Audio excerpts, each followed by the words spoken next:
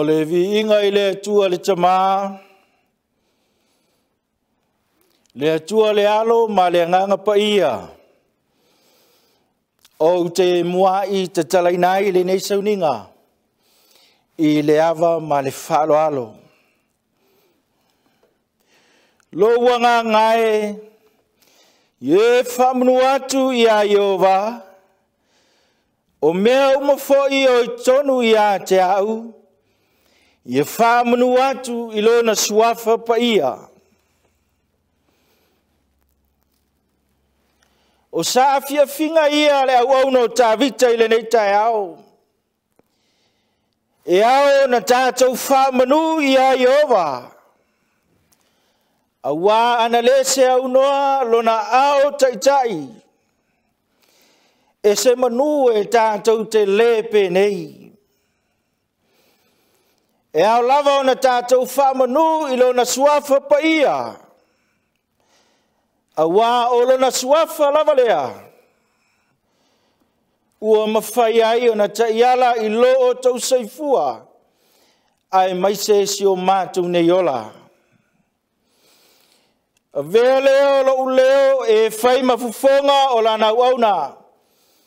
Taitai Matagaluega I a Leilua pasta Sisigafu'a ma le Faaletua I a Stephanie. O lo alala ma papa au. I le ngaluenga SISDAC. I uta nei mātou te ofo ma whātalo whātu. I le mamalu whamata fia. O le ngaluenga sofitu sa moa tuto tasi. I le lalo langi atoa. O te ofo ma whātalo whātu ai. I lana wauna taitai au au. Ia alai moana pasta wili papu. Male Faaletua I a tiana. Ua whamalo le tau. Whamalo le whatotoa I tiute tau ave. I le whiau ma le ngaluenga le tua. E ui lava I matangi malolosi. E tai ua mātou I loi le so o au ngaluenga ma ea. Ua tau fia le tua ma tāmatangi e wha. Se I wha mau whailonga lana whanau. O na mātou whapea lea. Le suafa Malumalu Yesu Keriso. E mātou te ofo ma whatalo whatuai.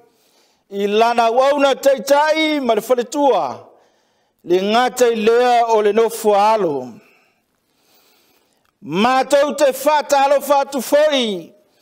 Le mamalu o le taiulu o le ngaluenga sa moa tuto tasi. Mai lava I lana wauna le ao tustusi.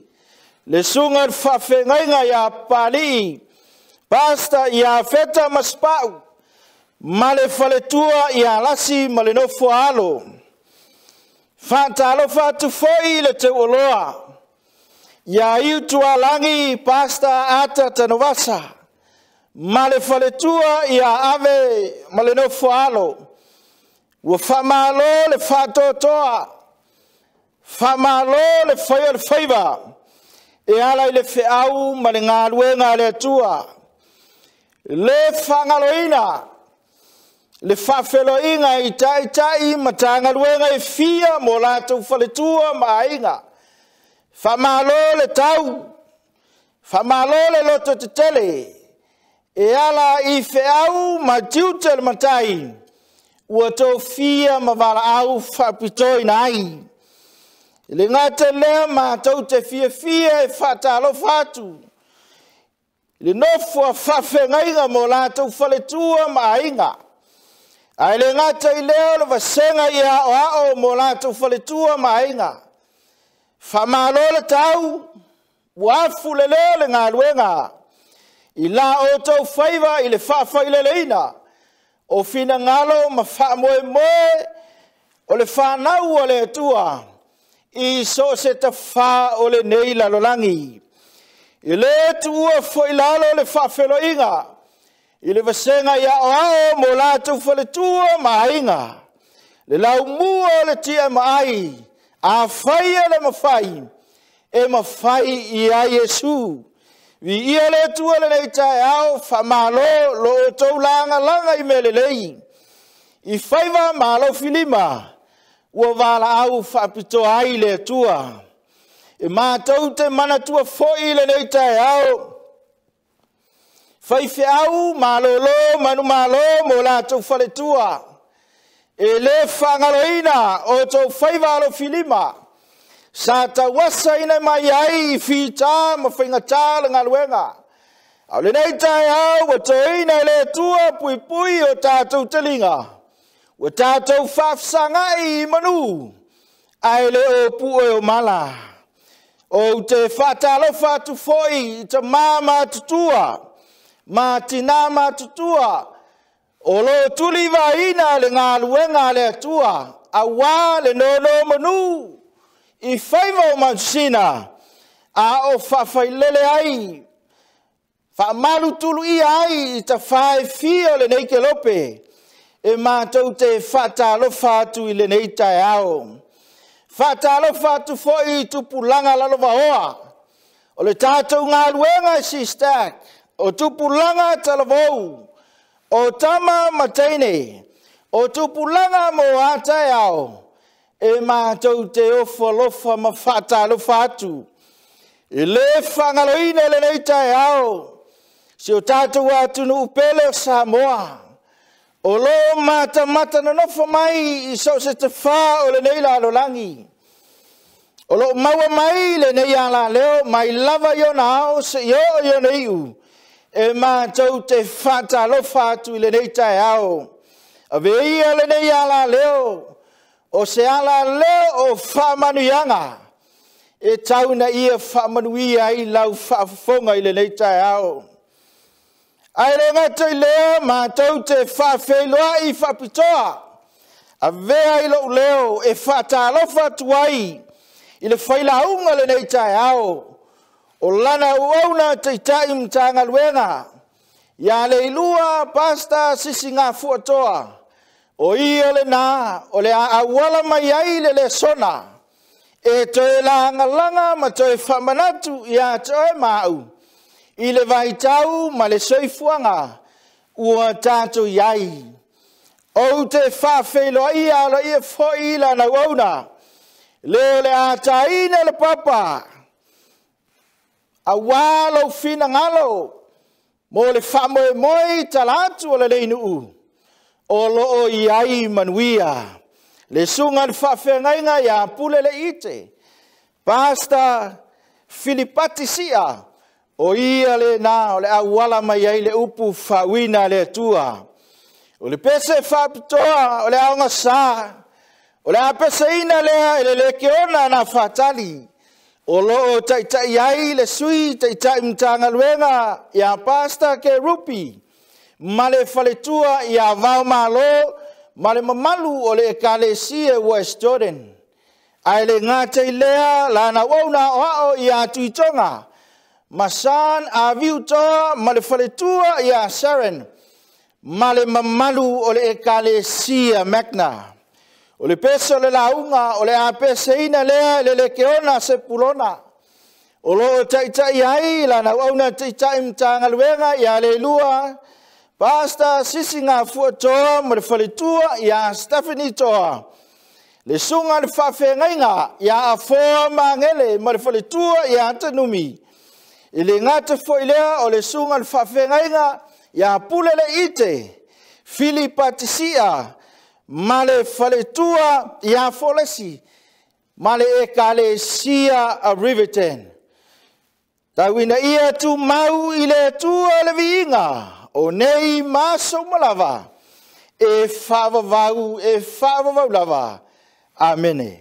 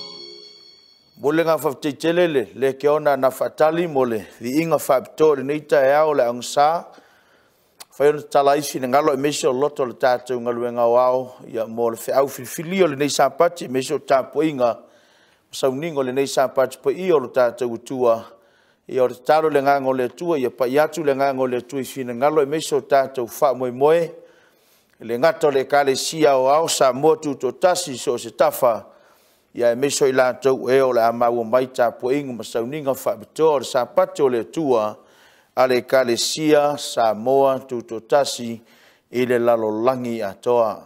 O lau whaia le tātou talo na mataina le tātou whiau, o le Sauniga o le Sapati e ala i le Lesona i le nei taeao. Lo mātou ta mai o lo soifua i le langi, mātou te vi ia mwhaftaia la wa fio i le nei taeao i le avanoa o mwhaiona mātou maua. O mātou sauni ai e whaalongo Pese alo whinangalo e ala ia ua fionga fola fola. O le nganga saese i e pai atu, pai ifo, pai ane, ma i e pai mai a la ua fio. So se meo le nei lalo langi o lo iai lau e kale si o lo mai moa ma iai. Ma sila sila ma iai tapo inga ma Sauniga o le nei Sapati. Mātou wole nganga saese i e pai atu la ua fio ia te la tau.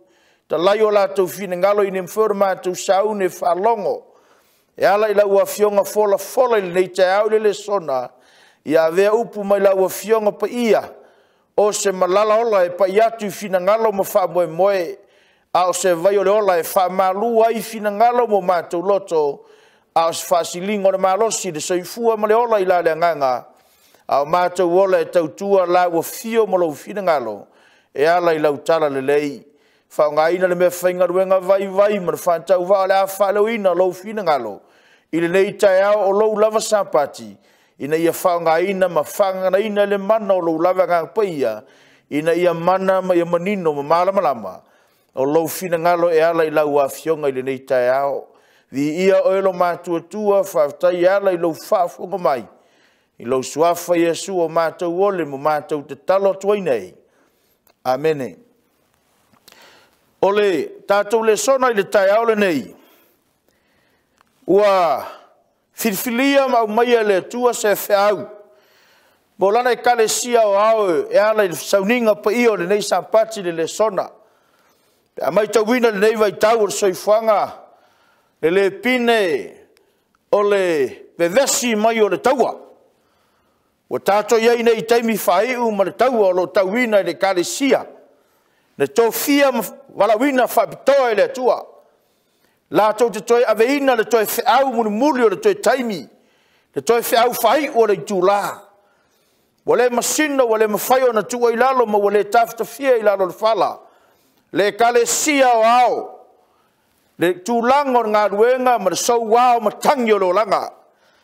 O na talo le i le tua i ni au mai le tua se whiau o le nei Sapati. E le ngato se whiau e toi whamanatu le kale sia. A se whiau e toi langa i fina ngalo mo tātou loto. A se whiau e toi whamalosi ai tātou. I le taimi wa e soifua mo Talauega. O le mea moni mar whamaoni e iei tangata. I mea wa tutupu mo vaai o tātou mata le nei soifuanga ma leolanga. E nā na e vaai ai whawhita auri e whoiloa. A whiau ar Sapati nei ma le toi au mainga le tua whiau. E toi whamanatu ia te oe mau le kale sia o au. So se mea oro e nofo mai a lalai. E maua mai ai nei tāpoinga ma Sauniga le nei Sapati. O le Tatalo i le tua au ina mai ar whiau o le nei aso. O se whiau e toi whamanatu ai oe mau. Nā fuana e sau le nei e kale sia mai whithilia. Le ngaruenga le nei we ngalue mo tātou au na iai. E le ono le taitai, e le ono le tangata, e le ono lau whaingaruenga. A nā fuana tātou taliaina le whiau le tua, ma vei tātou matangata le kale sia. E a veina le toi whiau whai ulunga le paneta, ona o Iesu malana tala le lei, ma le whiau ua na o Iesu e whaole nai. O le maua whautuina iai le whiau o le neitai au i le Lesona. Maua le mantai o lona matau po e Sefulu ma le ono. A lona whai upo e lua Sefulu ma le wha. Whai mai whamtalanga le tuis Paia, o na whetala i atu lea o Iesu i ona so. ai se tasi e fia muli mai ia te au. Aua na iusistai o ia te ia. A ia ave e ia lona sa tauro. Ile muli mai ia te au. If any man will come after me, let him deny himself and take up his cross and follow me. O le whiaule nā le kalesia au mai le tua le sapati nei. O te mana e toi whamanatu ia te oe mau. Le mafuanga nā fuai. O na avea oe mau matangata le kalesia. O le kalesia ve ina le whiau muli le tua. Ma whau maina le fina ngalo le tua le pāneta le nei. O maraonga o le tua le tae au nei. E mana o le tua e te muli ia te ia malou loto atoa. E whai tau tuso le fo mai o luka e whamai e. Ave lo sa taro i aso whaiso. Ringa mana o le fionga le tua, mana o le tua le kalesia. Deny yourself first. O na e whiri lea, e amoro sa taro e le ngata e le nao nei. E le lo le nei tau sanga. Tae au, se yo i le whaavavau e whaavavlava. Pao na e fia soifua e soifanga Malumalu. O na manao leo le tua e ala le whiau o le Sapati ne e te whamanatu i a toe bau. Le kalesia a le tua le te aore nei. Whamai Yesu aise tase fia muli mai i a te au. Aua na iusistai o ia i a te ia. O na mafuanga na e tele teimi e. E alua tongi lau solo. E alua e vai, e alua e pio pā. I tono le whiau mana ruenga le tua. Aisea. Langa te le mana e usistai le me whai mai ai le tua. Aua e whiriwhile te ustai lava o ia i lou lava loto. Le kalesia whamarau participai o le loto e whao le ole. E mawhai e lau loto na whaseina lau mawhau. E mawhai e lau loto na whaseina lau whiriwhiringa. Au ina tu ina atu ato ato e mau le tangata le kalesia. E muli ia Yesu Karisto ma le loto atoa. Whamai maraongo le tua amor sa taro yaso whaiso. Mai muli ia Yesu Karisto. Whamai lo fsili tai au nei. O le ana mafuanga e leina manao. Le atua le tai au nei langa whao lau tato tala noa whao Yesu. Le ana mafuanga wa leina manao Yesu e ave lau sa taura mai muli ia Yesu Karisto. Le ana mafuanga leina manao Yesu awana e tau sistai o oe ia te oe. A e tau sistai le fina ngalo le tua. E iai whamutalanga tuspa ia tusio mo mua pe teula mtau pe wha. Alona whai upu mua, whai upu lua mara tonu. Whamai mtalanga la apostolo pe teru. O a tau sanga o totoe o wala i le tino. Wa au whiriwhili o te leo tau stai ai. I lo o langa o totoe i tuina nau o le tino o le langa. A o a tau sanga o totoe o wala. Wa au whiriwhili o tau stai ai le fina ngalo lo tua. Ma wha atoa i lo utangata po lo tino. O pua ngao le mesia. O le langona na tangata wa tu inatu a totoa so i fua maleola i le tua. Wa whiriwhili le loto. E la foa i le tangata tuai. Ai muli a Yesu Karisto. Mamor sa tauro. I aso whaiso. Ma muli a Yesu Karisto i nia whai oia maso o Yesu. Mo muali o ane lo mtau pe lima whai upe sumartasi. Sior whai upe sumalelua. La tali siri. O le nei fole mau fo ina mai le tua ia te tātou. Leo lai whavavau. O le ola lava lea ua i lona halo. O le ua ia te ia le alo. O ia te ia le ola. O le ele o ia te ia le alo o le tua. Ele o ia te ia fo i lola. God hath given to us eternal life. And this life is in his son. O le mafuanga na leina marife au le tai aone. Ai fia muli a Yesu. Auani e tau sistai o oe ia te oe. O le fisiri aisea. La ngai fai mai au o le tua le Sapati le nei. O le nei foi le mau o fo ina mai e le atua ia tai tātou le ola e whaavau. Le ola e whaavau na fo ina mai le tua ia te oe mau le kale sia le tua. O e usitai le fina ngalo le tua.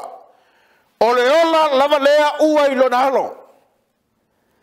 O na whai maina whau le tua, o le o ia te ia le alo, le atale o Iesu Keriso le alo le tua. O ia te ia whailola. E reisa ngai te alanga iwa e ilo le alo le tua. O Iesu Keriso, a le mea lau tau talan whau le tua le kalesia, o lo ilo le alo le tua, o lo stai me whai mai ai le alo le tua. Le alaina o mari whau le tua le Sapati nei. Ai se ta se fia muli mai a te au. Mari maraongo le tua whapetania, deny yourself first. E ni na awana e tu stai o oe ia te oe. Ai e whiri lo loto. E te muli ia Iesu Keriso. Whoever has the Son has life. Whoever does not have the Son of God does not have life. Loringa a whai e leo ia te oe mau le alo le tua. O le mea monia marfa maoni le kalesia le so wha moi le ola. E nana e lotu fue to tono le kalesia. Ai a whai e te leo sitai le me whai mai le alo le tua. O Iesu Keriso. E le ai so wha moi I le ola e wha vau o Sauniga Iesu. Nau mai lo lau tua le au le tai au le nei ua wha tuina ai. Faapitoa, catch up with Jesus. Walau tu na au Sapati nei. Wa tatou vai matangi wa langa o le olanga. Wa tatou vai pe au na toto. Wa mata na langa. Wa mata na tatou vai le sua tutu o le tai. Le lili mai o le fili ve kalesia. Langa o lo iai fe au muli le tua. O le mea moni marfa mahoni le kalesia le tua, e le la I titi se lurunga I loto mo fina ngalo tangata. Ar mawhanga na leina o mai le tua, le au le Sapati nei le kalesia sa moa, tuto tasi. Pau wan me manao ai le tua le au le Sapati nei, catch up with him. Fa mai au le tua e fia muli ya Yesu, au e tau sistai ati oi. Amaro sa tauro, o a venga mafa, o mea nai te vaiva iai, o faafita auli o loranga. Ai muli ya Iesu Keriso. O wao na o ia e Sauniga le ola mo e mahau le kalesia. Tolu au ala wa mai le tua, 3 steps to catch up with Jesus. E tolu ala sanga. Tolu au ala au mai le tua, au Sapati nei. E mawhai ai o na tātou tau mawhai. Ina ia muli pea. Catch up with Jesus. La tātou word whau momua. Panga momua is very simple. Wa ai ia Yesu. Keep your eyes on Jesus. E te ilo le leia mo tangata e sau manongi. E te ilo le leia mo tangata e sau ono tainga. E wa ai loi faafita auli. Fo ilo. E va ai loi me fita ma fa ngata lo langa sol muli lo asia. Langa na sau ele I sau ono Yesu, ai na sau ono tangata. Ar ma fuanga na wa marif au le tu le taole nei. Catch up with Jesus. We need to keep your eyes and our eyes on Jesus. Ye va ai sao ya Yesu Keriso. Ai au te va ai tangata. Faafofoga mateo suman faafeu pe lua yo feu pe tol sumatas. A moso taimi fai tau ai. Tau fai o tu tau nei. Don't look at the wind. O le tala tangata le ngoia pe teru. Malama I tātou whamai talanga tus Paia. Wa matangi lunga le vasa. So wā. Sa vali a Yesu lunga le vai. Pe whewhera u so whamai o le hitu. Tala Yesu awa tau tia tu wale haule nei. O sa tu pe tau le ia whai oe. Whetalai mai o tia watu. Whetalai mai Yesu I nasa uia o na halu lo pe teru. Na tu watu wao pe teru le sami. na maofalo na loto e tu atu e le mafai o na ngoto e pe o si mala sa vali ai sea le nga sa vai sao na mata i le teimere tui nai fo na ao i fafo ma vai sa vali du o vai na vai sao na mata ya Yesu o le teimia na whaalongo ai pe teru i le leo mare ngā oi o le matangi ma le si o pe au o na te pai leo pe teru i matangi ka malau partus Paia ona ngoto ai leo i lano. Ona toi alanga i leo ia ia Yesu. O le ta auala na au le tae au nei le kalesia. Auala vea whaafita au le lo langa. Ma mea tu ai malu rau taime te wa ai ai. Auala vea upu ma matangi e angi ma e fili e whaunga ina e fili tangata. Ma whaaso mai o la tulangona, vai a toe mau, ma mea ave se ai rau whamoe moe, ia Yesu ka wisa lola. Pei o pe teu na whaalongo le matangi, na wa ai lo le matangi, o na ngoto lo i lalo. A le taua na au le tae au nei le kalesia, o te toe whamanatu ia toe, keep your eyes on Jesus. No matter what, po le are ma loso matangi, po le ara si o power ngata i fale. Po le a upu matala tangata e pepese e peo matangi e whaua ina ai rau wha moe moe. Ale lu inga le tae au nei le kalesia wa ai sao i ai Yesu Kariso. Don't look at the wind. For my le result, pe teru na sinki dalo. Fa pena uma le hata oe maha. O le aka o le sing down o pe teuru i le sami po le vai. O le ata na oe maha le kalesia. Au e te ofo. Au e te ofo e le aso i le te vai ai oi tonu o le kalesia au tatou wo o bo pupu vai vaa. Wa tatou wo i le teimi fai. No i e tau e tau o leo. E tau o le langona o leo aisia. Le ango oe ma o tangata o le ngarurua le whiau ma ngarua ngā le atua. Ai au le alu lau teimi e tau whaasao ai. Bena le tu e fai. Ale mea oe mau tangata au auna le kale sia le tua. Au auna pea tau wia e le tua tangata. Ale mana onga a tor au Sapati nei le kale sia. Au ona i eise me ave se ai lo pale. Au ona i eise me ave se tasi lo pale. Le wha moe moe. I le ola o Saunia Yesu moe maha. Lua. Only Jesus can save us. O le maule na le kalesia sa moa tu do tasi o lewa sa valia le fasu tasi tau sanga o sang. Ma lana wheau. SISDAC ua na o Yesu e whaola i nai. E no le whai wheau. E no le lotu. Ai ua na o Yesu e whaola i nai. Na o Yesu Kariso. E mawhai na ia la vea i at oe mau. Aua mai maua lau taimi le kalesia. Aua le alu lau taimi ta māti na o whanau. E te whalongo longo ai leo paurua au ar pong sā. Aua le alu lau taimi e tau tua e tau awa ai mea u whale tonu mea u tūlai mai. E alu lau taimi e saha ili mata pena le wha moe moe oe molo a inga le ola. Lona tolu.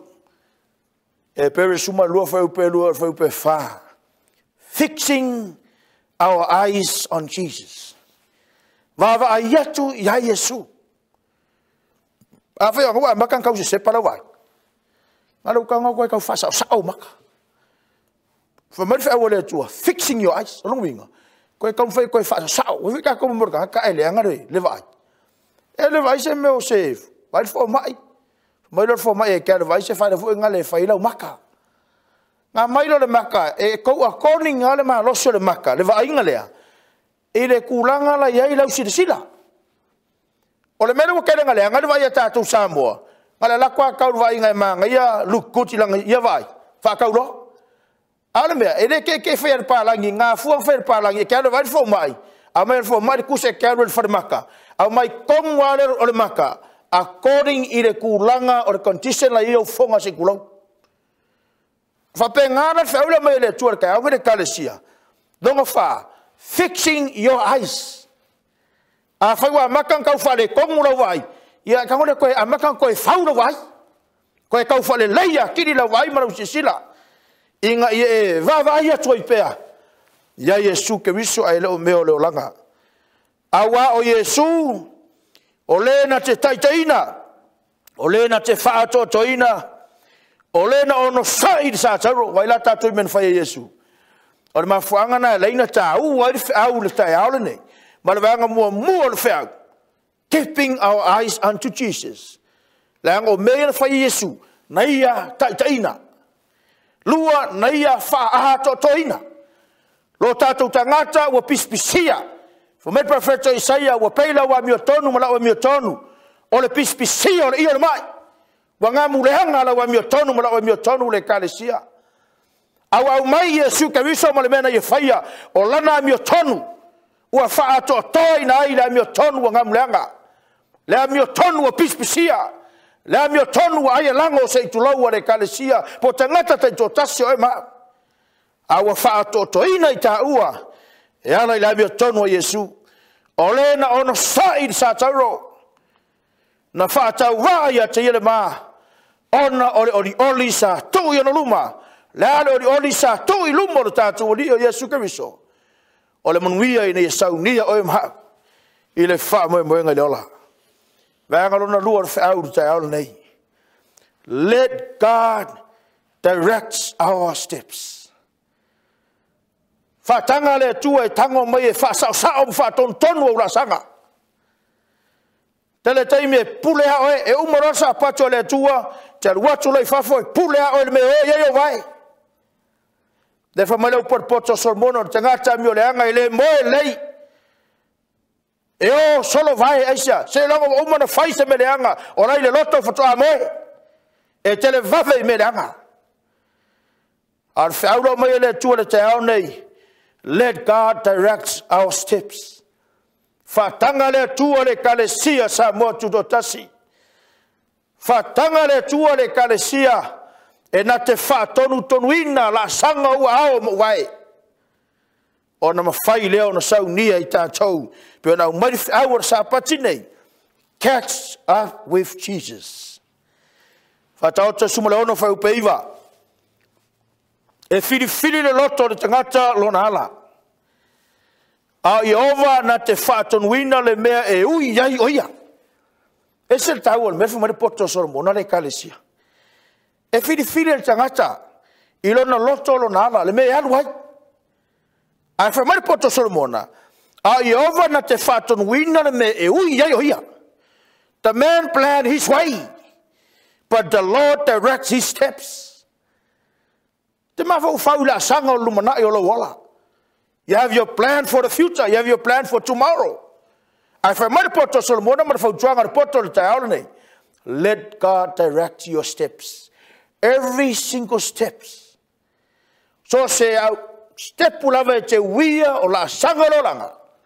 Tango e whaatanga le tua le kalesia e na te whaatonu whalawina. Ne mea ngai ai o ao mo vai. Ona e maua le maua le malo se tu maua nga luenga le tua. Fatau te whawhau pe lua sumo le ono. Ia mawhau le ala o vai. Ona whatu mawina i lea o wala uma. Me le tua le mawhau ia toe mau le kalesia. Mawhau ai. Mawhau loto le tua le upar poto, le upar tuspaia. Aita no foi lalo. Analyze your mawhauwhaunga. Analyze your thoughts. Whetu tu na i au mawhauwhaunga lo loto. Aisea, a kere sangate, e tu lai me lo me ita o arwa se lo. A whe marwha ua le tua le poto solomona. Ia mawhauwhau le ala o vai. Ona whatu mawina i lea o wala uma. O ia whatu mawina. E whatu mawina i lea tua. E whatu mawina i Yesu. Le alo le tua. Le au marwha au le te au nei. Catch up with Jesus, SISDAC. Whatanga le tua e whatonu le me ui a yo vai. Ma whau le loto le me ui a yo vai. Ini singata fuile le pi halu i ta inga tangata. E vai atu le mepe o manai i halu i hai. Vai atu le mepe o manai i halu i hai. Vai atu le me pe o mana ia alu iai. Vai atu le me file mu alu iai. Vai atu le me leini me fai alu iai. E fia mai Yesu na alo fitava le vale solo alo mena fai. Alu atu i, alu atu i, alu atu i, alu atu i. E le maua se toa le lai alo mafufau. Ale mena ta ua i le kalesia whaatanga le atua na te whaatonu tonuina. La sanga e uia e ua awa e miso tātou vai. The Lord makes firm the steps of the one who delights in them. He may stumble, he will not fall, for the Lord upholds him with his hand. E se ta ua whiaula me le tua le te haole nei. Tau tala le whiaula le tua ia toi maa utangato le kalesia. Ui lawa pe e se taimo lo langa ma le soifuanga. Tātou te toi lalo ai. Whamai whamtalanga tis pa i o le tua e na te upholdinga i tātou. E tau fia i tātou e lo tātou atua i lona ao tamatau o le ao malos. E lai whamai whamtalanga tis o isai alo mta upe fast fulu. Whai upe sfulu. E moni o te soswani a te oe. E moni o te lavea i a te oe. E moni o te tau fia oe. I la ulima tamatau e iai la mia tonu. E i teimi e, le tangata na te pie e koe urua oe lau kamanga ke pie ai. Ai au ngai whaalango lango i le atua le kalesia, o hafa fita au le lolanga. Whai mai whamtalanga tuspa ia, the Lord makes firm the steps of the one who delights in them. He may stumble, he will not fall, for the Lord upholds him with his hand. E tau fia oi mau. E lo tātua tua i lona aho. Weanga lona tolu. Put God first. Mua keep our eyes unto Jesus. Lua, let the Lord direct our steps. Mara weanga muli muli fi'au le tai aure nei. Put God first. Ko si fio ko le kalisi. Boleva kenen ka ko fa longo ngi me lu sa va di fa ka si ka usanga le kalisi. E wa kuisi mo mai, O le mea le ngo fa longo ai. Fa mo le tua. Ai fia muia fa mo le tua. Ai fia muia fa mo le tua. Ala tele na te me laina le muia lo wainga. Tele na te me laina le avatu le tua ma fo fo le le ia te oe. E control matina e lo wainga aisia. Langa e te alu e te pese fa mo le tua. Ai a mo lo mea, wo mo e. Ar au na wa mai le tua te au nei put God first. No matter what. Awa te fa mo matangi lo langa. Awa te fa mo saisi me lo langa. Ai fa masani na tango e fa mo lo tua. Awa au mai fa fita auli.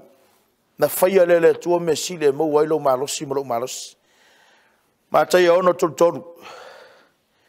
Ma lo purchase pa yo to mo sa ili malo le to mlana mi tonu. First, mo mua seek God first. Ia fa mua le tua. Ia sa ili mua le tua a to malana mi tonu. Mara onga nao le tua le tai au ni le kalesia. Sa ili mua le tua. Awa te fa mo saisi me lo wainga. Awa te fa mo saisi me lo langa nei. O le mafuanga na laina e mativa. Mafuanga na laina e ola fa lo. Mafuanga na laina le avatu le tua. Ni mafaufaunga le leilo mafaufau. O lisi na me o fa munianga le tua. A hoki lo mafaufau. Hoki au plan. Hoki lo wainga. Ale leilo mafufau e plana lo wainga ai afua faina le leilo mafufau langa lu ai le tua lo mafufau langa ole mafufau e fa mua ai le tua e fa mua fo i le tua sa ili mua le malo le tua fai tau tu so e fesolo mtau peono lo e fum talanga tu spa i o futau o fita tau ma ia o tau ave le pulo tau o lo tanga. Le pulo tau o lo tanga. Ia tumu le tamama le tingna. Ia tumu ia inga ma tangata te jotasi. Ia tumu le kalesia sa motu o tasi. Le pulawa le ola. Le pulawa le tanga. E Sauniga i oe mau le whaamwenga i ola. I le aso e thio ma Yesu. Tau e loto saunanga tatu te itai e tere na whai. O lau Tatalo i le atua. Ia le iva pasene. Tangata le kalesia sa motu do tasi so stafa. E Faalaina i le aso e thio ma Yesu. A ia se lau pasene. Rolovinga ia Faalaina uma le kalesia sa motu do tasi. Whea lava le Tafaoga. Ia Faalaina uma le kalesia sa motu do tasi. I le aso e thio ma Yesu. E afuana le Faalaina oe mau le kalesia. Mua we esen me we vai ai. Mua wo pule oe le me o ia ila sanga wao. Wa pule oe ila sanga lo roto. Wa pule oe ila sanga lo mamufau. E ngā tei lor vaanga mulimuli. Wa wha mua oe lo ainga. Wa wha mua oe mana ongo lo roto. Awa ele wha mua le tua le puno le manuia. Wha popo mai lea o mea uma ia te utau. Mai sa ili le maa lore tua. O mea mai wha popo. Tosi fio to le kalesia. Te leise to ese. E wha popo mai ele tua. Vai ai ngolo e kalesia. Vai ai ngolo Matagaluega. Lai me reina esen manuia lisi ainga. Esen manuia lisi ainga. Te sili.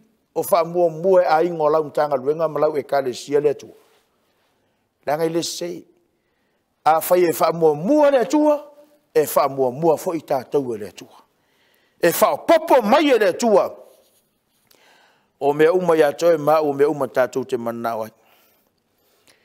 In everything we do, always, SISDAC, put God first. Whatoe tolu whai upe ono. In everything we do, SISDAC, put God first. La so se mena me te whaia. Ia wha mua le tua iau mea umarawa. So se me te whaia o loa inga. O oe malo soifua. O plan. Ia wha mua le tua. O le mana onga atoa nai a laina e mnuia. Ma maua ilo malos. Wha mua le tua. E nei quote o te mana e mai te au nei sile iai. Mua put God first. And will never be last. If you put God first, le kalesia le tua, and you will never be last. Ele se se le upuna le tua. La famele upo Yesu a faito te fa mua o te fa mua o to.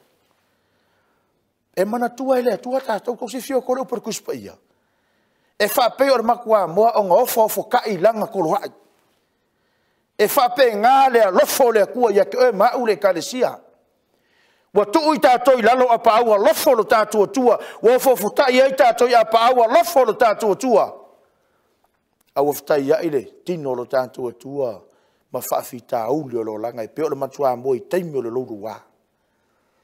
E le ma vai la le lofo le tua. E le ma whai ona tu la fo ina i tātou i le tua. Put God first and you will never be last. Lua, the secret of a happy life is giving God the first part of your day. O le secret o le o langa fia, ma le o langa manuia. But mai whau, give God the first part of your day. E fia niso i tātou na le alai fuaru le a koe le se kalo. Fo i menga ruenga sau ka ele ai, moe le se kalo whafkai le kua wailaso. Ma fuanga ngai lenga le se mungia. No happy life. O le wingo le upuro le happy life. E a fuanga ele happy por fie kongo la inga. O la ele mungia. Kango la mai kaora ukara le. Se umala ve aso le ma se kupere se mele le. Vai fo ringo ki nga e mo se fie. Mi ai. Ar faula mai le tua the secret of a happy life. Mungia. Is giving God the first part of your day. Le me mua, idi de tua. Faftai de tua, wa dia das fau. Fitu le ado tato. E fie ni so tato na ua, o le fitu na ua no to wono. Al pokala mea tātou fitu to fitu. Fitu tai hao. Mafutanga mala inga tua. Fitu le fiafi. E tatalo ima sa ini. E whamanua i la inga i le tua. Ono le lofo le tua le soifua mo le ola. Lona tolu. Placing him first in your life should be your daily call. Ese tau or pola. Placing him first in your life should be your daily goal. O isau daily goal le aso mena. Ke roa ka ko uma. E ei goal le si ki e kongo e kale si e kongo mkanga luenga. Ale asau goal o si ki e le aso mena aso si ki e Yesu ke wiso lo ola. For me not found there. Placing him first in your life should be your daily goal. Ia ia le tua. So se mea te haru hai. O lau kauri le aso. O lau kauri le vai aso. O lau kauri le tau sanga. Le o tātou la sia. Le masina lona tolu le tau sanga. Wa peo le emor mata le anu le taimi. Tātou te le mai loa po le ale umi o le avanoa le tātou te maua. Ai whaftai le tua le malama lama mana ta mai. Olo ave le au na te tai e fa so ai e tātou o mea lilo e ala i la fionga Paia le tua ma le taimi whai. Ma whanga na leina te au mai lava no le kalesia e toi whamanatu ia te oe lo ta māmara utina. Olo uso lo tua fine. Ainga te tasi o e lo ngā pātia i ngā tautua ina whiau mga ruenga le tua. Le asau daily koulo whai le aso mle aso. Le sau daily kou o whai le tau sanga. E fia niso i tātou o lewa matana. Parapa la se tu loma masa e sae lau kou. La resolution le tau sanga nei e le tei awhara tau sanga. O lesi tangata e waailo i mea tula i mai masa e ina alang kou. E toi ifia ina. A le mena leina o marifi au le tua le te au le nei le kalesia. Wa isa o Yesu. Yesu o fetalai. O ai se fia muli ia tau, au ana e tau sustai o ia te ia. Ai au sustai o ia le fina ngalo le tua, hamor sa taro i aso fai so. Ai muli ia Yesu ke viso. Ha kai e rua fai upe valu. Olo ia tau le ario, olo ia tau le auro. Ko ringa le ato le mele kalesia le auro ma le tamau a inga. Le sosia ma meo lo langa le te nau iai. Mana tau ia toe mau le kalesia fa mele upo le tua lai te ele manuia. Mea uma. A fe te manatu lo ma lo siwa e mau ele o loa. E le aso te mai ai. O nā lea. A le tāua nai peo na mwetwha ua le tua le te au nei. Le auro le a rio le manuia e o le mana vaola lai o le fa mele upo ta vita. Ia whawhetaia le tua, awa ana le seu nā le tua, se manua po loka lau manava runinga, e o le manava ola. Ao ina fina ngalo le tua la, a vese manava, le te manava mai mimitai, o le siri, o iei sau whamoe moi tu atu. Mena leina tā ua au leo mai le tua le kalesia, o ai se tasu a mata na tau, vai ma tau ngota i lalo ono matangi o langa wa vai ai ma whaalonga ai. Palau te au mari au le tua. Vai sao ia Yesu. Catch up with Jesus. Tolu avanga tau e pena o mari au ni Sapati. Stay on track. Catch up with Jesus no matter what. Po le alo whaalonga tu e vai pio meio tu unga. Whalongo tu wa sela. Wale lava lau manava. Te stika ilunga le taimi. Te alua. Po le ale taime te o yo. E le taua po le ale taime te taunu o yo. A taua lo o yo. Lo tau le tini. Ia tu se yapi. Wai urfa moe moe. Wa tau lau e peo na yai. Catch up with Jesus. Step to catch up with Jesus. Keep your eyes and my eyes on Jesus. Va'aisa'o ya Yesu le kalesia. Let God direct our steps. Patanga le tua na te whaatonu tonu ino ula sanga mo wala. Marvanga whai. Put God first. De kalesia sa moa tu tasi. O te au nao nei Sapati. Au te mana e toi whamanatu ia te oe le kalesia. Pio no whea te taua lau leo. E taua lau leo aisia. Langa oe mao tangata ngā lulue. O le au na le whea mga ruenga le tua. A le meo te mana ia te oe mao lau uso lau tua fine. Lau ta mama lau tina. Lau ainga le tai au nei. Aua te whata ngā matangi lo langa pe au langa le soifuanga. E whaato i lalo ina malolo mia i lalo lo soifua au nei le atua. A ia tuli matanga hau. Wa ai lau manu na tuli nei e le tunuina. A le tunuinga na peo nau mai e le atua le whiaua le Sapati nei. O a whawhita auri, o a maungo lo langa, o a vanu lo fta iai moe mau le kalesia. Catch up with Jesus. Awa wa nao Yesu Kiriso. E Falanai. Amen. Lau fia le tātou talo. Lo mātou ta mai o roso i fua le langi. Whaftai lewa noa toa file mu o lo mātou maua pēa mātou te whaalongo i mele manino ma le toa e ala i aua fionga. Alu nei tai ao mātou tau mwhai e whamanino whaamlama lo fine ngalo e ala i lau tuspa ia. O le tatalo le ona vai ma whaatau waa le tua i le nei e fiafi. Po le nei tai ao. Ia pai atu le mana o lua nganga pa ia ia te ila tau o lo Faafofoga ia lai lau tus pa ia. Ma ia vea whiau o le nei Sapati. O se whiau e toi la langa ai o fina ngalo ma wha moe moe. A o se lota ua tau sola ma ua tau sola muli ma tau wha vai. A ia wha tepa ma ia ilungo ma tau mata mo la tau Faafofoga. Ma ia o mātou iloa le ala o whaoratanga o lau a fio e whaole nai. Ma le au wala wa umona ta pena ma saulia mātou te talo. Whalau ai tele lua ngang pa ia i fina ngalo ma loto lau e kalesia lau a fionga le nei tai ao. Ma ngalo stau talanga ua lape ma ua sala i le ngana le nei aso. Whamuia i tai o lau ngaruenga le tai ao ao ma wharetua. Sengor komiti e ngā te leo le kalesia sa moa tu no tasi so stafa. Mātou si tia Faapitoa i au luma. Ina ia mawhai ona whaamalo sio mātou loto te totas. A wale taimi o mātou wola ma Sefulua'i. Whaamria lau fio i toi taimi o toi o le nei Sapati. Whamangalo mātou whale tonu mau o lunga le vi ingo o lau o fio. Nei se o lava i le whaavavau e whaavavau lava. Amene.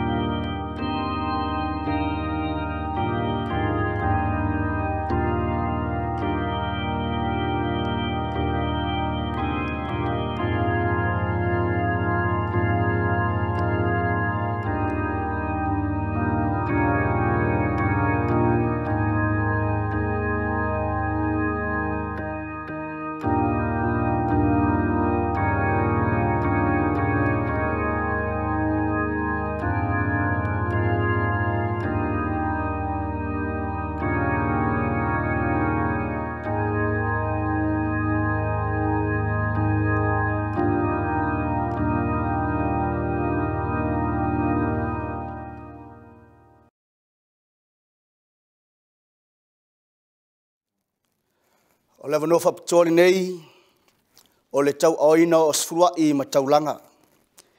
E ei se whetalainga Iesu e whapea. Ia o tau fo yatu.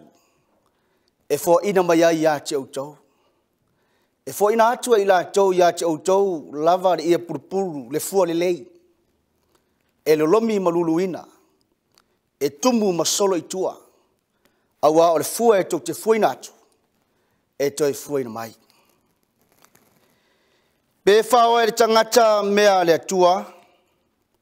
A o tau. Ua o tau whaoa o mea. A ua o tau whai mai. Nia e au mea o mātou whaoa. O tau whaoa me Sefulua'i ai au tau mea, a toa mataulanga. Wa matua whaafanoina o tau o le nuu malava, au au o tau whaoa au mea. Ta pāmari whaolalo le wasenga ti a kone tūlai mai, au a le tau aina o Sefulua'i mataulanga.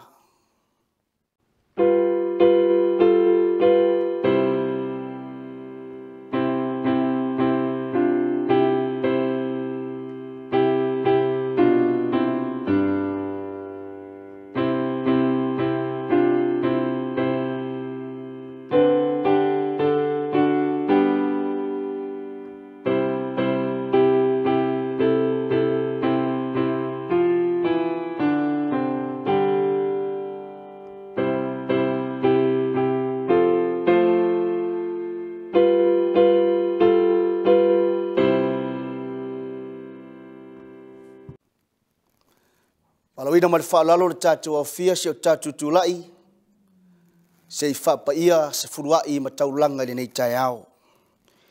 Ina au maia me Sefulua'i ai au tau me malawa I le whale tu ai mea, ina iai me ai lau whale, mai au tau tawhatofa mai ai atia au le nei mea, ua whetalai mai ai au au, pe au tele tau ina pupuna le langi mo au tau, masa atu le manuia mo au tau, ina se ia silisili ona tele.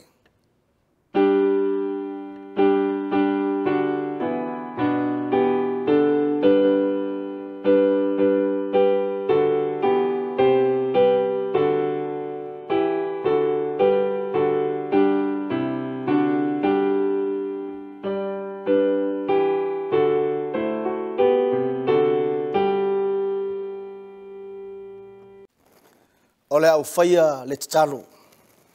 Iovo au e lo mātou matai sirisiri ese o lo fia o malelangi. O mātou mai le nei tae ao lo Sapati mātou tia vatu le taulanga. E le ngata o fua o mātou lau ngutu e whailoa tua I lumo lau fio le vi inga. A o fua o whaile leanga. O na le malosi na e fua ina mai a te mātou. Na whape nao na mātou ngalulu e ai. E le ngata le atina ino le o mātou ainga. Ai sili le atina ino ngaluenga lau fio I lu ingo le fatua tua I lu itau ai mātou a wā taimi whainga tau a mātou sauni atuai le atua na mātou ole le lau fio se e Paia Sefulua'i mataulanga ia o ngā Sefulua'i mataulanga le atina ino le turitino lau ngaluenga e nei a whapena na la vea isianganga e ia ina le mālo wa umana e saunia whaftai mea umalava wa e whaia mo I mātou ia vi ia lava lo swafa I siu keriso, ua o wole mau wha mo lalo atuai. Amen.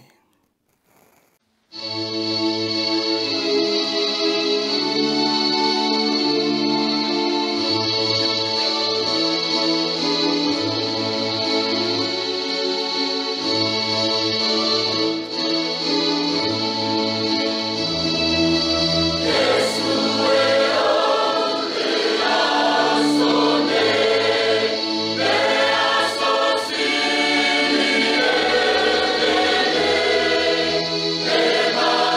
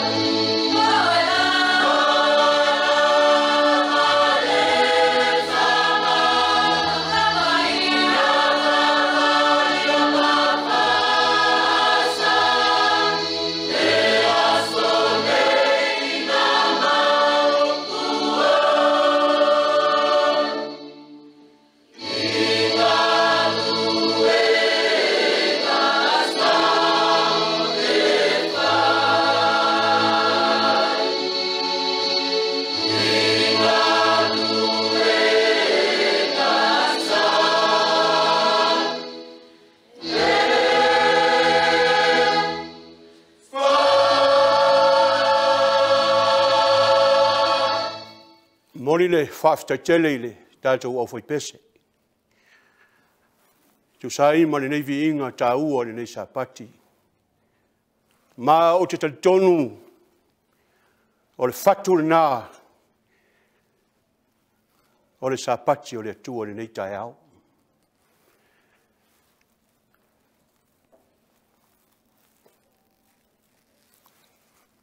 O te loa whaafitai le awanoa ua mawhaino tu lai ai e le ngata o luma se mātou Matagaluega nei ia ai whapena foi i lunga o le ngā ruenga o ao Samoa tūtou tasi. Mai lava i Australia, Samoa, Hawaii se ia Paia Amerika nei. Tā ua le nei Sapati ua tātou o mai i le whiau.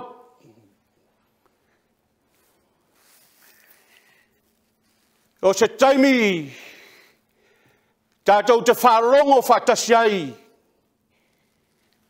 O le a se whinangalo. Le a fo i se mana iola mai le langi. Tātou te ai whātasi ai le nei tai au.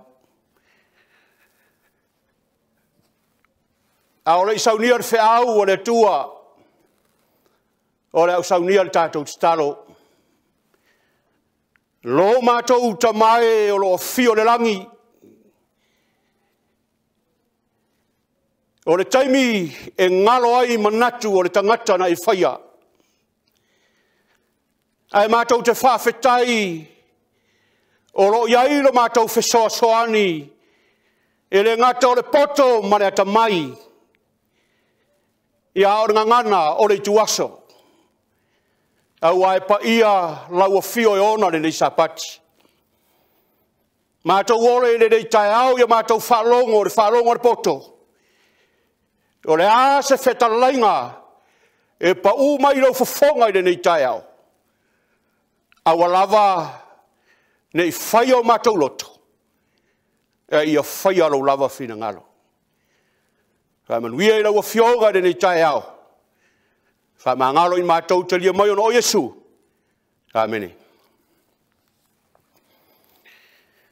O le whiau le nei tai au.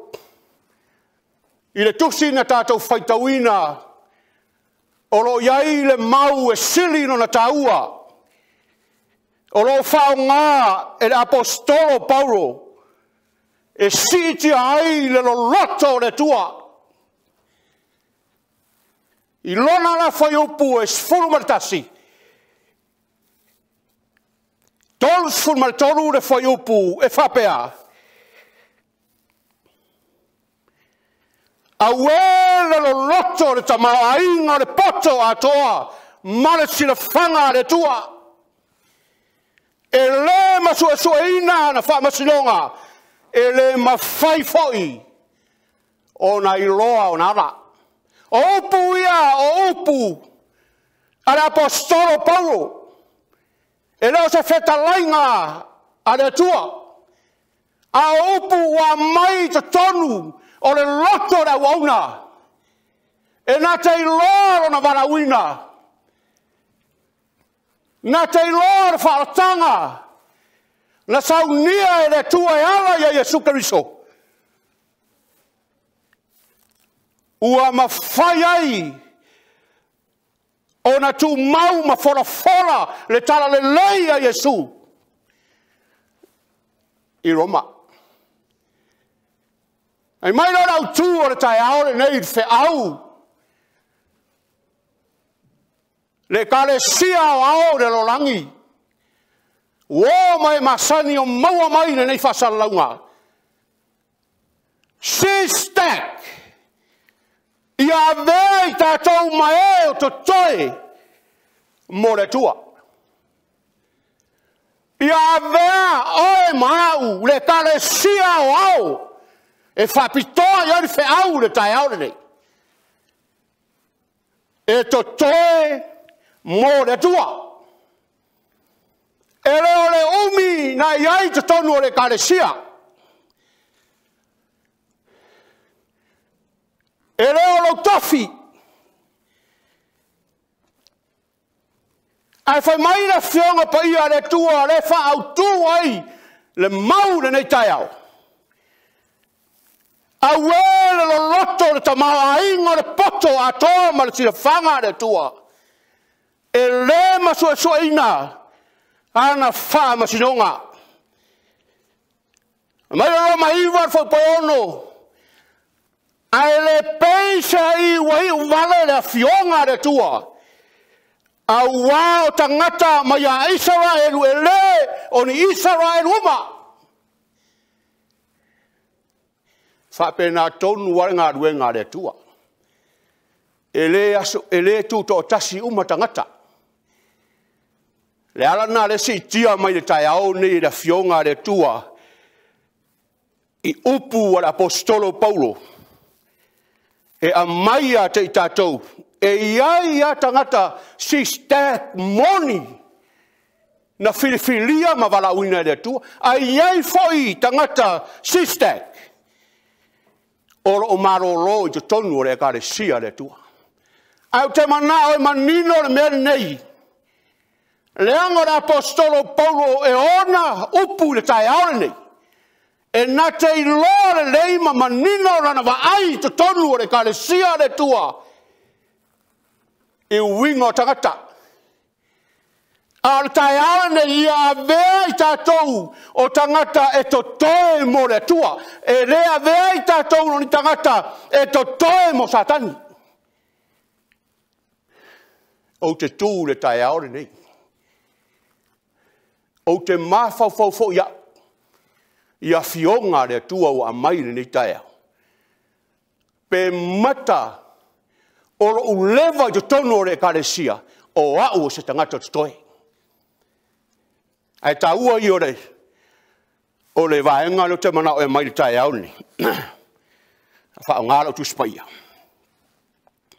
E iai le taua o le fesilia l'apostolo I lona vaenga mo fai mai l'apostolo.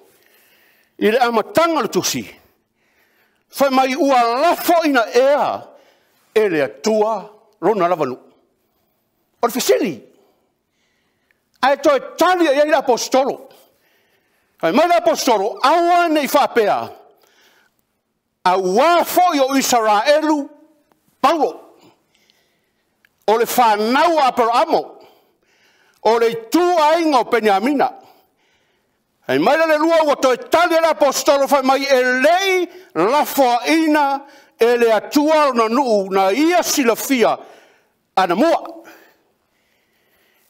A lesi la vaenga taua I tai auriri.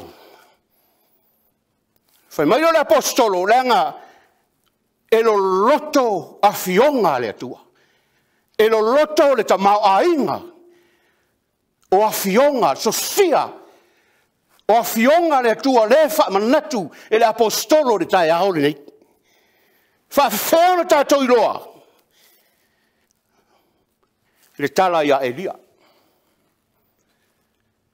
Na manatu wa Elia ia. Ua fasiotia umma Israel. I le manatu lava ia o Elia. Elia o tangata e pei oe ma. Ai o le loloto o sila fanga le atua. Fai mai Elia I le atua. Ua o tau le iloa ea le mea ua fai mai ele tusi I le tala ia Elia.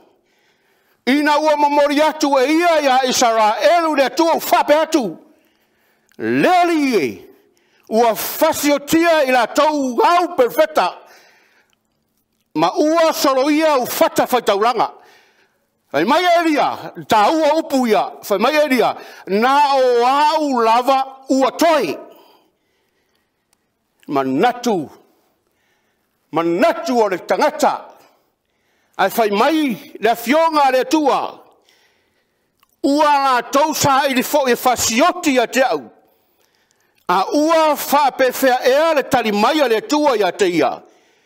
Fai mai le tua ia Elia. Ua ou whatoe mou e to a fitu ngā wheo tangata.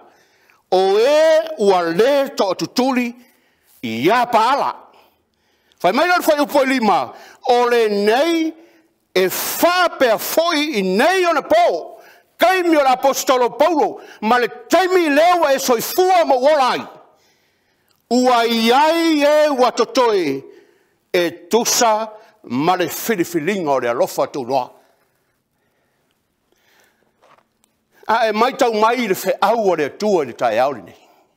E iai vaenga I o wasi tia mai e le apostolo Paulo I le tala le ia Elia. E iai lona taua. Na manatu Elia ua wha umatia Israelu umma. Ae ora sila whanga le tua leanga e lo loto. Le fina ngalo le tua ma le o ta Maoainga.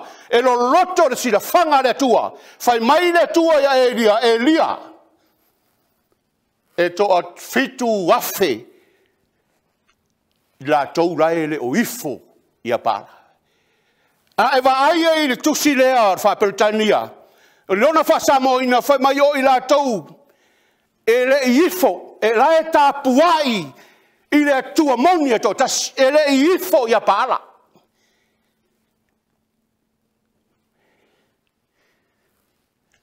SISDAC. Malumalu le tae auni. O le ata le nā, o le aui ai le kalesia le atua.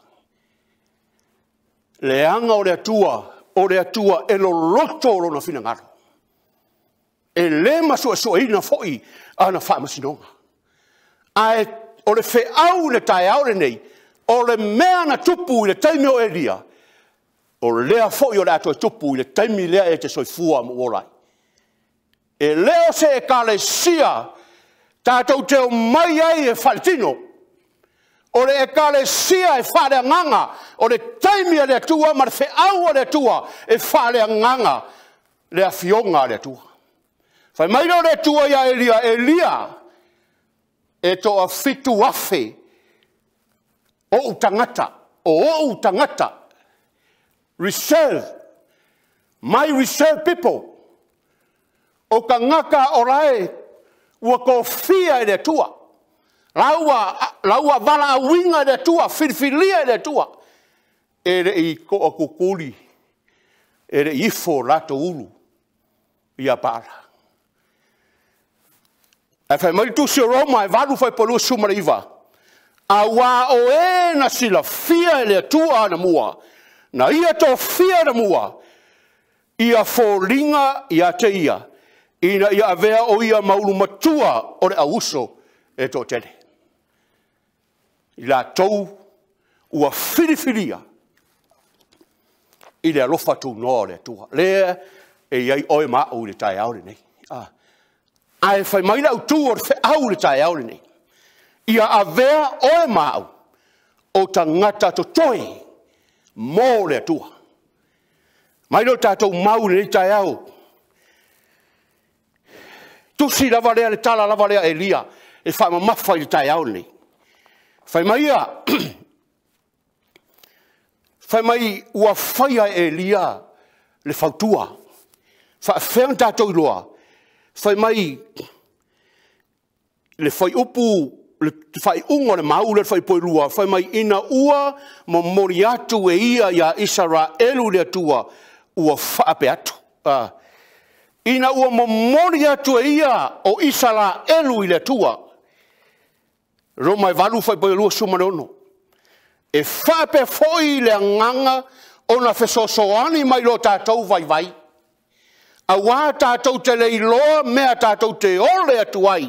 Ma le tusa, ai peitai. O le nganga e whautua o ia mo I tātou I le oi e le ma wha ma Talaina. E kaua mai le vaenga lea e tusa o le oi po o le whaukua Elia ngā kua lalo kua I le tua. Ai le tusa I ma le fina ngalo le tua. E mai le talia le tua Elia o lae iai le toa fitu afe o I la tau. E le I toa tutuli lava I apala. E pele I ifo fo I o la tau ulu. I apala. E mai le fai po lusu ma fitu a o le su e le loto. Ua sila fia ia le fina ngalo le nganga. A wa o lo fautua o ia ma le au paia e tusa ma le fina ngalo le atua. O Yesu ke riso. Faafetai a Yesu. Ua avea o ia ma puruvanga. E avea o ia ma puruvanga ia te oe maau. Tātou te ole atu I mele tusa. A oro o fautua o ia I tu tamatau o le tua mo oe ma. Oro iai le fautua mo tātou. I mea tātou te ole atuai. O nisio teimi. E oi le nganga I mea tātou te ole I le atua. Ai whawhetai I le atua e ala ia Yesu Keriso. Ua avea oia mapuluvanga mo oe mao. Le tangata to toe mo le atua. Mai le foi pa tosu man fa o ai se na te whaasalaina mai. O ke riso ua ia na maliu a ua toi tū mai lava o ia. O loo I le tū tamatau foi o le atua. O loo fautua mo I tātou le kale sia le atua. Ma o le amade mau le na wha autoina I le au le tai au le ni.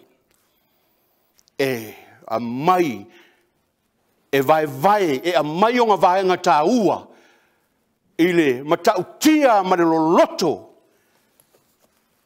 o le fina ngalo le atua e le masuasuina ana whaamasinonga.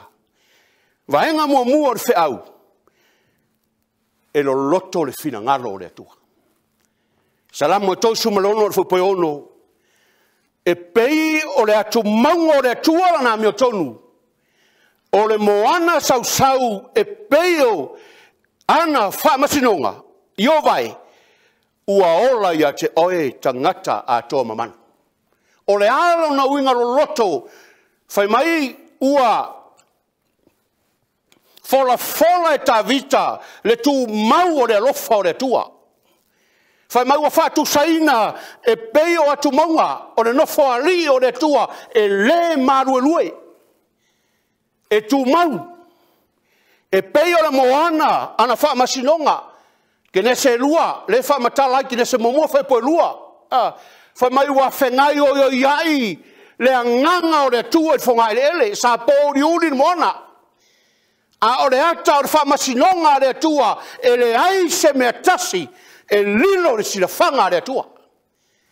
Le wha matalai e ta vita I tai auli nei. Le taimio Iona. Le tusa Iona e wha, la e wha matalai. Le ata o manu, whai mai na ina ua salamore nu. Na le o ai le to sao le tua I ani neva. Le ngai lo loto le fina ngalo le tua. Ai whai mai na matua ita Iona. I le tua.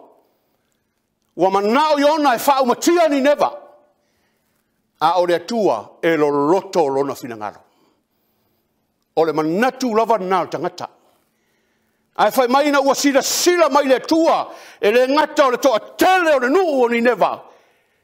A toa mamanu. Whai mai le atua ua le whataunuina le whalafolanga ia ni neva. O na ua sila fia le atua ua salamo ni neva. Roma mumua whai po suma valu. Le loloto leo le fina ngalo le tua wha mai ua whaalia mai foi le toa whao le tua mai le langi I le a mio wha le matau ma le a mio le anga umalava a tangata o e ta ofi le upumoni ma le a mio le tonu si le sila mai le tua mai le langi nei wha pēa lava I tātou e le o sila fia e le tua I tātou I te tonu le upumoni po le kālesia le tua.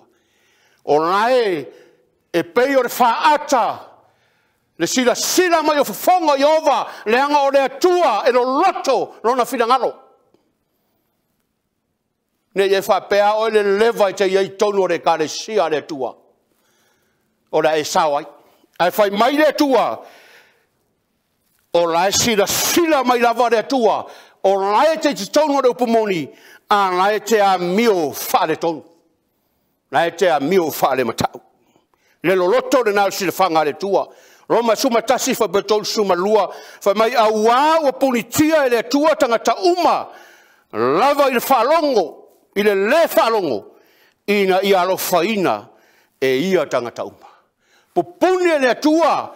Le a mai le tatou tusi whaitau le tai aore nei. Kia manga e whaitau mo tatou langa e lua ko inga Israelu. Lea e tautala ia le apostolo Paulo. Fai mai o Israelu saili ma Israelu nga filifilia le tua o le ale atale mai ka e aore. Ai fole loma se fulo fai po suma lua le au soe o le manao lava le nei o loto. Ma lau tatalo le tua mo Israelu ia faola ina i latou a wā o te mori ma watu ia te i latou ua latou ma ele ngā i la le tua.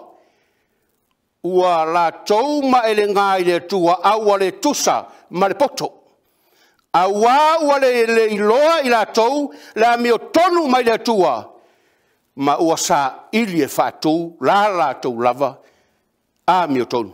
Ua la tou le usustai i le a mio tonu mai le tua. Mea le tu la i mai tonu o iutaia. Ua whātou lava la tou a mio tonu. I le tino. Aua, ua le usitai la mio tonu. Lea e fora le apostolo Paulo. Ina i o whaoraina i le anganga ai le tino. Ta ua le nei tai au. Vaenga e lua le au. E lo loto le tamau a inga o le tua. Roma e lua fai poe wha. Po ua whatau va e ia te oe le faulai o lona malu. Malona Faapitoa, malona ona sai. O lo e le iloa e taitaina oe le anga malu o le tua i le salamo. Mea nai lo iloa e tātou. Le kale sia le tua. Le anga malu ma le Faapitoa o le tua. Lea o te anga sala ma e anga sala i telo taimi. Ai o lo Faapitoa le anga malu. O le rofa o le tua ia te oima. E iai le taimi a le tua, ina ia tātou toi fo'i le salamo, pei o le wheau le taimi o Iona. Ina ua sila le tua, ua salamo le no. Ai mai lea, le tua o Iona, ua ule whao o ina, le foraforanga ia ni neva. Leanga ua o iloa, ua salamo i latou. Roma iwa fai polusu mai tolu, le tamau a inga lava leo le tua, e whai loa mai foi ai foi le Faulai o lona vi inga i upo le rofa. Ma ia mua i Sauniga e o i le manuia. O upu o le fionga le tua o upu i le rofa. Ua Sauniga ai e tātou i a tātou whafoi le vi inga i le tua, le anga o le tua o manuia. Roma sfulu fai po suma lua. Awa e le ese le utaia ma le eleni. Awa o le Alii e to tasi o tangata uma. E Faulai lona lofa ia te tātou lava. O e vala au atu ia te ia. Tangata e vala au i le tua. E vala au le tai au. E vala au le afiafi. La tau te iloa o i la tau. O lo to toe. Mo le tua. Leo tai au le fiafi. Leo tai au. I le tai au. Sapati ya solulu. O vaenga, o le au nanga tangata, ua futotoe mo le tua. E le faafiti, e le faavaivai. Le anga la tau teiloa. O le manuia, lai le langi ma le ola e faavaivai. E feso mo mua fai poe fitu. O ia foi o tātou maua i le tongiola i lona toto. O le whamangaloina o anga sala e tusa, ma le Faulai o lona lofa tu noa. Le lofa tu noa na o le tua. Lea e te sapi ai le so, e iai le taimi e umai le na lofa. Ai o le taimi o lo e soifua mai au aula i le tua, ia e iloa. O la e te ola i le lofa, la e te soifua i le lofa o le tua. Suma le valu fa mai ia Puleleiite mata o la tau loto. Ina ia o tau iloa le winga o le wha moi moi. Ua ia vala au mai ai. Ma le winga o le whaura inga melelei. O le tofinga ua sili sili mo le au paia. E ka le sia le tua le nei tae au. O lo Faafofoga mai le nei tae au. O upu a le apostolo Paulo. E lo loto le fionga le tua. E le masua ina fo ino na finangalo. Ai le mawhai i tātou na tātou iloa. A wa iai manuia o le tua. Ua umana ia Sauniga. Mo i la tau o e au na atu i a te ia. Ma le wha maoni. Vaenga tolu o le whaau. O lo iai le poto atoa. O le atamai o le tua. Ma le poto atoa. O le sila whanga le tua. Mo mua konito mo mua whapalusu maltasi. Lua sifur marwha. Awa o le poto le tua. Ina ua le iloa le tua le lalolangi. Ua le iloa le lalolangi le tua. Iloa tau poto. Ua fina ngalo ai le tua. Ia Faalaina le valeo le talauega. E ua whātua. E ale so. O lo alanga e si o tātou tai wheau. Ai manatu tangata. O se mea valea. I o nā tau mawhauwhau. A le tau tala le apostolo Paulo. Ua avea le poto le nei lalolangi. Ua avea ma vale. Ia te i la tau e tala ina le fina ngalo le tu. E wa ai le lalolangi au auna le tua. Se o meo vale a mea. A ore sila whanga le tua. E ma whaiona o iai le oa. Ma le loloto le tamau a inga o le tua. E ma whaiona la tau fola inai. Le tala le leia le tua. Lua sumatolu au i mātou o mātou tala. Iatu kariso. Na whaasa taroina o le me tau suaiai. I utaia mai eleni. Ai peitai o e ua wala wino i utaia ato mai eleni. Ua whai kariso. Ma mana o le tua. Ma poto o le tua i a te ilato. Faafetai le lofa tu noa. Faafetai a Yesu. Ua avea Yesu. E whai ma whesosoani. I a te oe mahau. E tātou te le whaafiti e se metasi. A tātou te whaia le whina ngalo le tua. Marabanga muni muri o te whaau le nei tae au. E wheso tolu, whai mai ua leva o na manuia i tātou i le tua. Ua au maia i a te au le pito upo apostolo Paulo.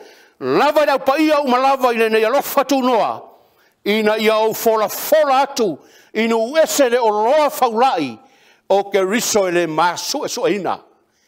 E le masuesuaina. Le fina ngalo le tua e whai maile a apostolo Paulo. Ua maile o loa Faulai a te ia. E na te i loa ai. Le fina ngalo le tua e le masuesuaina. Mo moko ni te lua. Whai po sifuru whai sumarwha. A ua whaaria mai nei mea e le tua. Ia te i mātou e lona nganga. A wae sua i fo le nganga i mea uma o mea loto a le tua. A le talia e tangata whale tino mea le nganga o le tua. A wa o mea valea ia te ilatou. Na le mawhai foi o na iloa. A wa e whaamasinoina. Whale nganga e le tua lonu. Le ka le sia le tua i le nei taia. E le mawhai o na tātou malamalama i le loto le whina ngalo le tua. Pe a whai o la tātou te ora whaletino. A whai mai le apostolo Paulo le tai aore nei. Whai mai o ia te i mātou lo na nganga. A wae sue le nganga i mea lo loto. E pei o le autu i le tai aore nei. A tātou le iai le nganga ia te i tātou le ka le sia le tua e le mawhai. O na tātou i loa le lo loto le whina ngalo le tua pe on whai mai le apostolo o Paulo le nei tai au. Mai le loma sumatase whai po sumatosu mareono e whai ua le wheaua le tua le nei tai au. A ua fua mai a te ia ma ua whaia ia e iu foi a te ia mea uma. Ia te ia le vi inga. E whaavaulava. Amen. Le a fionga ma le wheau le nā le atua le nei taia. Mua. E lo loto le fina ngalo le atua. Vaenga o tātou wheau le nei taia. e lo loto le fina ngalo le tua. Lua, o lona ta mau ainga, e lo loto, o ana fionga. Ne i manatu whatau waa i tātou, o lea tātou te ola i le tino. O na ngalo ai lea te i tātou, o e whaamasino ina i tātou e le tua whaleanganga. A ore ka le sia le tua, ua leva na malamalama le ka le sia le tua, i la tau a whato Toeaina mo le tua. E le mawhai o na tātou malamalama, pe a whai tātou te le ola whaleanganga. E tusa o le wheau le nei tai au. Taulu o le poto a toa no loto, ma le sila whanga le tua, ma le manatu muri o le wheau, o le manuia, mai le tua, mai ana mua, ana mua. Whai mai lo le upu whai uina ai, le mau whai uina ai, le wheau le nei tai au, aua o le tua e mafuai, e iu foi le tua mea uma. O oe maha o le tangata o to toe mo le tua e tātou te vi ia le tua e whaavavau lava. Amen. O le ufai al tātou te talo. Lo mātou ta mai o lo o fio le langi. Faafetai a ua fionga na mātou whaalongo i le nei tae au. O lo o whaamatalaina le lo loto o le tamao a inga o lau fio. O au whaamasinonga fo'i e le masui. Mātou te le mawhaia fo'i ai. Ai whaafetai a Jesu Keriso. O lea na ofo ina tulo na soifua. Ina ia avea mapulu vanga i le vā o i mātou malau fio. E ala i le tongiola na e Saunia. I lunga o le sa tauru i Kalevario. Whaamanuia sio mātou taitai au au.